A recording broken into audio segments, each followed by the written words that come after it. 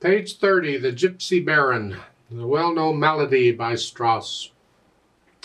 Let's look it over. It's about a page and a half long, but it has a DCL fine, so it's really closer to over 2 pages long. Oh. Treble and bass clef, no sharps or flats in the key signature. We're in the key of C major, it looks like. Okay, make sure you do the C major scale, is what I'm getting at. Now, on page 31, at the end of the first line, you get change key signature. You go in the key of G major, so make sure you can do the G major scale too. And with 3/4 time, this is like a waltz. Strauss was known for his waltzes. This Strauss, there's other Strausses, so don't get them confused. Let's take it one hand at a time, make sure we understand what's going on. In the right hand, you get the chords. The in here, so it's 1, 2, 3, 1, 2, 3, 1, 2. Isn't this fun? Second line, third measure, you come up a little bit.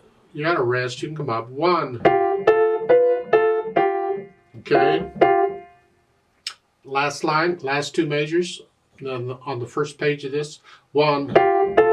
See, I have to start saying first page or second page of the song because in this book they've combined books 2 and 3 together.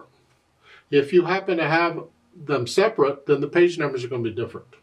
So once I get into it, I say it's 2 pages long. Well, we're on the first page or the second page, and that's all I can say because if I refer to page numbers, it could be confusing. So bottom of the first page of this, the last 2 measures, watch it, the notes change. Here. And same thing at the top of the second page. 1. And then come back down. Just leave the hand where it is and thumb comes down then. 1. Here. And then you lift up, come down, and it's 2. This fingering is fine. We'll just use it. Again, 2 and then 1, 2.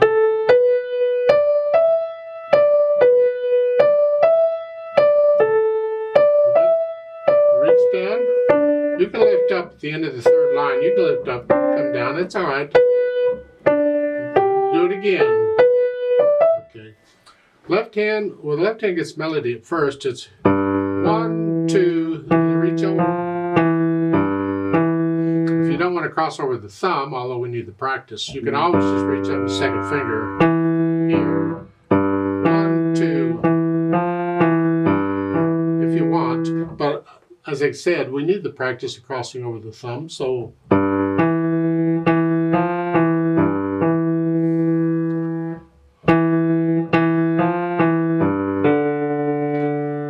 Now, this I don't agree with here. At the last line, they still got you crossing over the thumb. That I don't agree with. Here, I'm going to use second finger, so I don't need to cross over the thumb. And reach up. They went thumb again. No. Ugh. Stay there. And just reach down little finger. You don't need to be crossing over the thumb like that. I said it at the beginning just because we need the practice. But generally, I don't cross over the thumb if I don't have to. But just for practice, we can do it at the start. You need to get to where you can do it without looking at the keyboard. But down at the bottom of the page, the first page, that's just silly crossing over the thumb there. They're just doing it because that's the same fingering style they were using before. And a lot of times we do that. We will finger these different musical motifs the same, even though they're in different notes. But here, I just disagree. I think second finger is better. Then reach up and stay there. Here, just stay there. Now, second line there on the second page is broken chords. In G major, it's a 1 chord. 1. Next line is 5/7 chord. D7 chord. Okay, so much for that. Put the hands together. At the beginning, 1, 2, 3. 1. See, the left hand's tied there. On the second page, then, on the second line, you're here. Make sure you lift up for the rest in the left hand.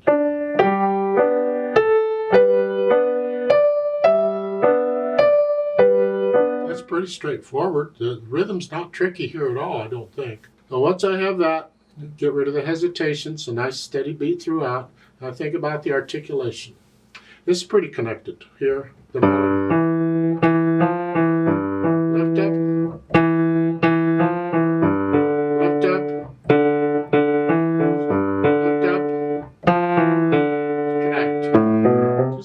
between each of the phrases. Most of the time you have to, it's a repeated note, but it's still a little bigger lift than that. And these, just play them. Second page, the melody goes to the right hand. Lift up, lift up, lift up. Just lift up between the phrases, and the two notes. Down, up, down, up. Just be careful not to make the second note staccato in the left hand. No, give it a full count. Rest, rest. Because it gives it a different flavor if you make it staccato.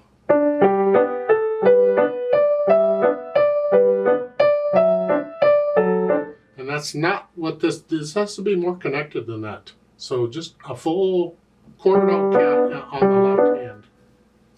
Now once I have that, I think about the dynamics. Just did articulation.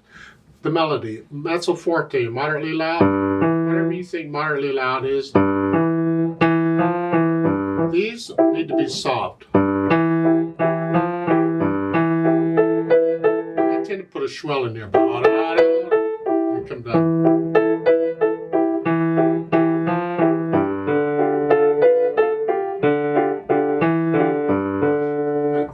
Then at the top of the second page there at the end, come down. This dies away on its own. This, make each one a little softer. Then for the second line, this is loud. Left hand's in the background.